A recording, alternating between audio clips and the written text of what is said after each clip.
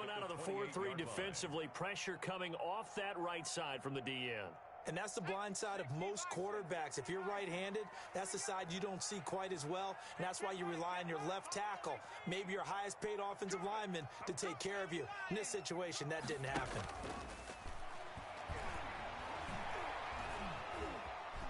Escaping the pressure right. Going deep here for Al. It's caught inside the 25.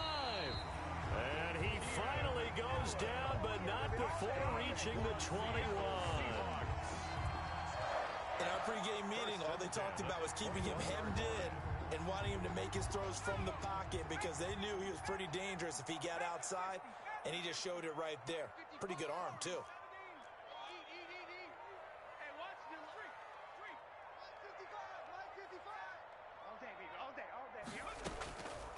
On first down, he'll drop to throw. He'll have a first down inside the 10. And all the way down to the 5. Another nice gain, 16 yards there, and a first down again. But they certainly had success throughout this contest, getting him the ball in the passing game, and there he picks up another first down. Whatever they saw going into this one, they've been able to capitalize on it, and no adjustment has been made to take it away. He'll get 2 out of that run, and it's going to bring up a 2nd and goal. A pickup of 2. So the ball position now at the 3. Here's 2nd and goal. 3-yard line. And he is in for the Seattle touchdown. Brandon Cooks scoring a touchdown against his former mates. And the Seahawks add on to their lead.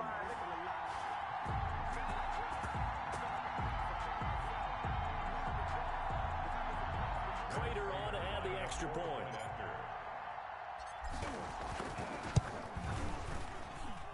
It's up and good, and that'll make the score 21-6. Makes the score Seahawks 21, Saints 6. After the touchdown, out is Prater to kick.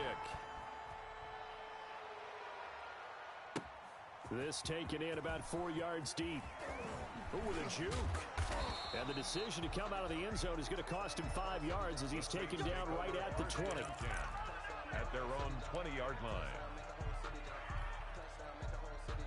The Saints offense on the field ready to get their drive started. And their halftime hole now even deeper, and they need a big drive here just to answer the first touchdown of the second half scored against them. Oh, they've intercepted Murray for the 3rd time. The safety Terrell Edmonds picks it, and they're going to be set up in the red zone right around the 17-yard line. Just a little bit of a rough stretch. 6 interceptions now in these last 2 weeks combined. I know the easy thing is to go back to mechanics, footwork, things of that nature. I'm also wondering, is he getting fooled by what he's seeing on defense? Has the scouting report changed? Are they showing him things different than what he expected? For the 2nd week in a row, he's throwing it to the guys in the wrong color shirts. Yeah, he better figure, whatever the reason is, he better figure it out. Able to fight for about 4 yards there to the 13. The ball carrier. Now, they struggled to get him rolling on the ground in the first half, and that's sort of continuing here in the 3rd quarter. Yeah, but I don't think it's time to abandon the running game. I would say keep feeding the horse, and I believe he'll eventually reward them, especially as we get deeper in the game. Mike, 55. Check, 55, Mike. 2nd and 6. Rush coming, and he's taken down.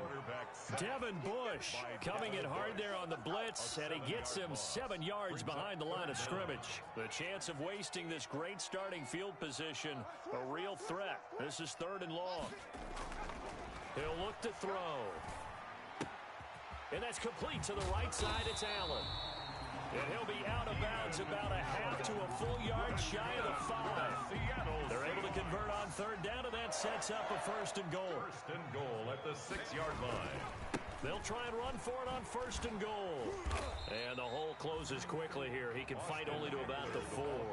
Only a yard that time. 2nd and goal.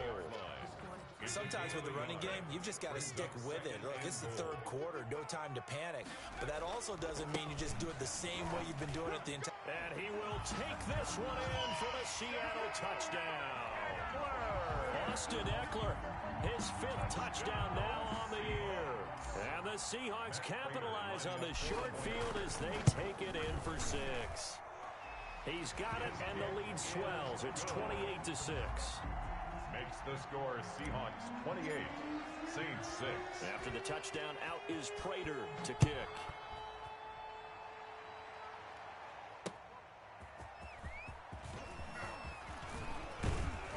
And they will wrangle him down a couple yards shy of the 30. First and 10 at their own 28-yard line.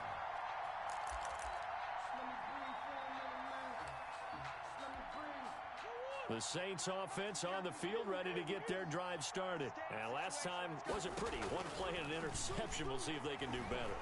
I want to see if they want to go ahead and throw the ball again now on this drive after what happened on the last one. Throw it on the first play. Give the quarterback some confidence. See what happens. The drive starting with a first down, 11 yards on that pickup. On first and 10, here's Murray. And his pass is intercepted for the 4th time today. Picked up by Obi Melifonwu. And he will take this all the way down to the 38-yard line. So that's back-to-back drives where they're throwing an interception. Ordinarily, we look at the offense and say, what's going on with your scheme? Maybe we should look at the defense and just give them a whole lot of credit. They've got them frustrated right now. So first and 10, and if they score on this drive, might have to start digging in our second-half blowout material. They'll come out throwing here to start the drive. And he's got his man out of the backfield. That's complete. And brought down, but not before they're inside the 25. The catch and run there, good for 16 and a first. First and 10 at the 22-yard line. Look to throw now on first down. He's going to take a shot for the end zone. End zone caught. Touchdown, Seattle. Brandon Cooks. His second touchdown of the afternoon. And the interception by the Seahawks D leads to a touchdown. And he's been a busy man, 5 for 5 now as he knocks another one through to extend the lead. 35, Saints 6. Matt Prater. After the touchdown, out is Prater to kick. Fielded just outside the goal line. And he'll take it up past the 25 to the 26-yard line. 10 at their own 26-yard line. Trying to get one more in here before the quarter breaks.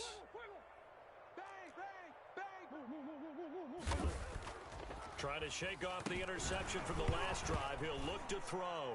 Murray has it knocked loose. Fumble. That's all and you the Seahawks have picked it up. And they bring this one back. It's a fumble recovery and a Seattle touchdown. We know this defense has some playmakers. We saw it right there. Well, really, we've seen it the whole game. Isn't it nice to see that on the opposite side of the ball? Respect, my man, respect. The defensive guys are outscoring their opposing offense. Yeah, they're outscoring him indeed with that score alone. And his kick is good, and flags fly as well. Some frustration showing through right now. This is going to be a roughing call. Here's Prater now set to kick it away.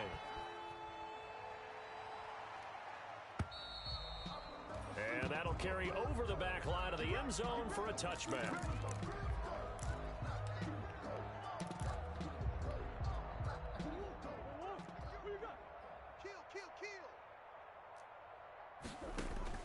Murray now on first down. Out of the backfield, that's complete to Kamara. Murray's pass. No gain on the play there. It'll be second down. Had the completed pass, but for no gain, stopped right at the line, so it's second and 10. Rolling to his right. On the run, he'll let this go deep right side. And that will be incomplete. Tried to dial up the long one way out there, but it'll be third down. We've seen that the deep ball's been a part of their game plan all afternoon, but they've had trouble hooking up on it, unable to successfully find the end zone over the top. The Saints on third down. They've been okay, 2 for 3 thus far. This is third and 10. And a throw there going to be incomplete. Has to be a little bit of frustration there. Back-to-back incompletions. Receivers blanketed on both attempts, this time on third down. And they're indeed going to go for it here on fourth down. So trailing here in the last quarter, let's see how this plays out. He's got his tight end, David Njoku. And he gets this one just shy of the 40. They'll mark him down at the 39. No reason not to try it there, and they do indeed convert on fourth. Stepping, Murray fighting, lost the football, and the Seahawks have picked it up. And his guys are going to take over at the 39-yard line. And with that kind of a deficit, you can't afford to make any kind of mistakes. But it's been pretty symptomatic of what we've seen all game with them, isn't it? Down this big in the fourth quarter. You'd say an afternoon to forget, absolutely. So from the 39 now, they'll come up on a 1st and 10. A run on 1st down, but it's not going to get them much. Maybe a yard, and that's all. Run blitz there defensively, something we might see more of here in the fourth quarter. I think we'll see a lot of it, and the difference between that and a pass blitz, you're trying to get to the quarterback. You're trying to scheme someone open who will get to the QB and make sure he gets on the ground. In a run blitz, you're actually trying to cover up gaps, trying to cover up holes so they can't run the football. Well, they need to get to the 29 if they want to pick up a first here on 3rd down. Mike, 55. Right there in the middle. 55. 3 buttons. Now a shotgun snap as they'll look to throw. Flush to him, and he can't find a receiver, and he's brought down. Marcus Davenport able to get in there for his 2nd sack of the afternoon. If you want a lesson on how to defeat an offensive tackle, that was pretty textbook. Is that a clip and save? Is that's what's going to go around the league, and people are going to watch that and say, my goodness, that's how you do it? And I feel awful for the offensive tackle because we always talk about the athleticism of that guy who just beat him. Well, you have to be athletic to try and block that guy. Just in this case, the defense won. From the shotgun, he'll look to throw. There goes a deep ball, end zone. And it's intercepted at the goal line. Picked off by Anthony Brown. And a big turnover there as his guys will get the football back. 1st and 10 at their own 20-yard line. After the turnover, here's Murray. And now here is another interception. Sometime today, baby. William Jackson with a pick. And what a return as he brings this all the way back down to the 20-yard line. The utter domination here just continues. This defense, I don't know what more we can say all around about their performance. Well, it certainly feels in this game like maybe they're facing a Canadian defense. 12 guys on the field. It feels like there's an extra on every snap because they have really struggled to make headway through the air.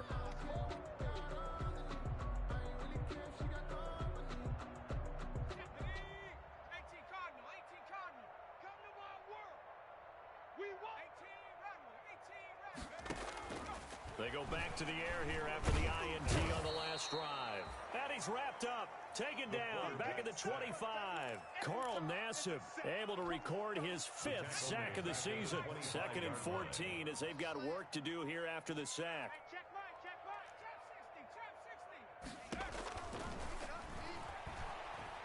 He's going to go up top for the end zone.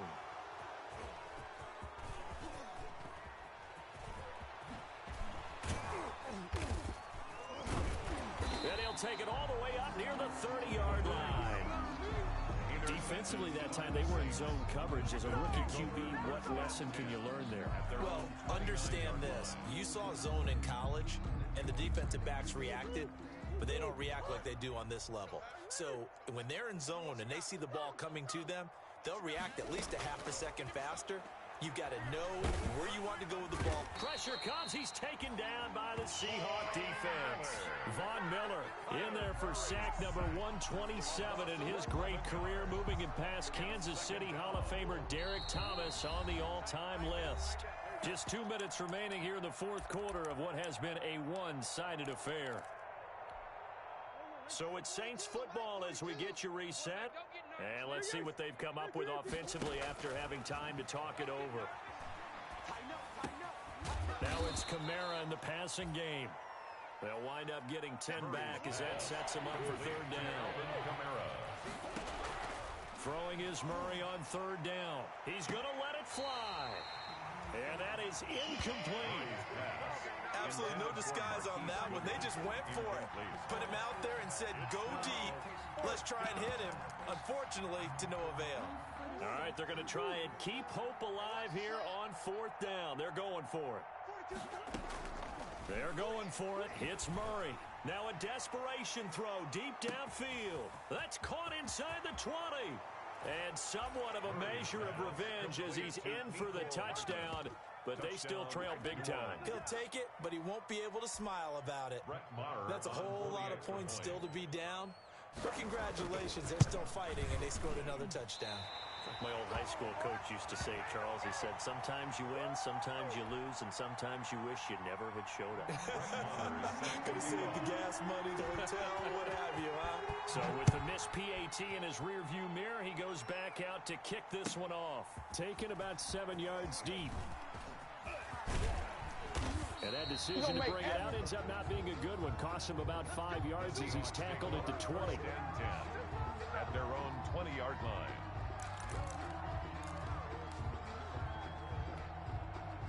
Coming to the line here to begin their next drive, the Seahawks offense. And this game comfortably in hand. The scoreboard speaks for itself, but you still got your starting quarterback out there. When do you go to the backup? Let him get some time. And that's one of the great questions in the NFL, Brandon, because I'm just going to tell you, in the 2015 season, I commentated on 3 games in a row that were blowouts. And in none of them did the starting quarterback ever come out of the game for the team that had a big lead. And in each instance, I asked the coaches later on, why didn't you do that? And they all looked at me and said, just don't really do that in the NFL. These guys play, and we just play them all the way through. Now, in certain situations, they will take them out, but for the most part, they're not as worried and concerned about getting him out of the game. That's always puzzled me a little bit. And that one going nowhere from the start as he's met in the backfield and goes backwards. And one of the whistles for a timeout. So they'll stop the clock here in a game that's been decided in the closing seconds. They failed once in this spot earlier, but the offense will stay out to go for it on 4th down. They'll drop the throw. And he's taken down right at the 45-yard line. Today's final score is Seahawks. That's what we're used to seeing from him right there. Plays like that, why he's number 4 in the league in terms of receiving yardage. Able to make adjustments all along the way. It doesn't matter where he lines up, where he releases from. Working his way into the secondary, figures out defenses and finds weak spots in order to get open. But Charles, it's one thing to win. It's another thing to win and put up the amount of points that they did. Boy, were they clicking on offense. They can't help but feel great about themselves, can they? I mean, what a game to put up that number of points, continually feeling like they're moving the ball and things are working and clicking. They think that they can bottle this and carry it with them. And as an offensive coordinator, you just don't think you can do anything wrong. Whatever you call, run, pass, it's all going to work.